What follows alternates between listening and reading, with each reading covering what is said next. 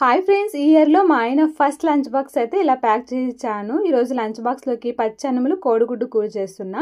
ఇక్కడైతే స్టాంక్ cooking start చేశాను. అడుగులో పచ్చనుక్క గింజలు, స్టీమింగ్ రక్ పైన అయితే రైస్, ఎగ్స్, పిల్లలకి స్వీట్ కార్న్ పెట్టాను.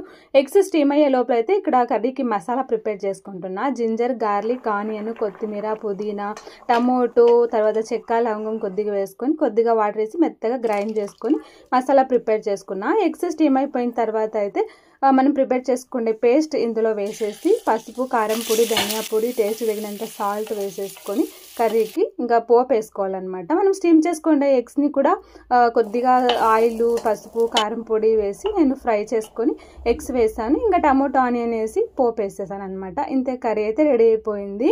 దీంతో పాటు ఒక మంచి డ్రెస్సింగ్ చేసేసి మా ఆయనకి సాలడ్ కూడా చేసి ఇచ్చాను. ఈ కర్రీకి రైస్, చపాతీ, పూరి, దోశలకు బాగుంటుంది. మా పిల్లలకి దోశ ఇష్టం అనేసి బ్రేక్ఫాస్ట్కి దోశ చేసేసి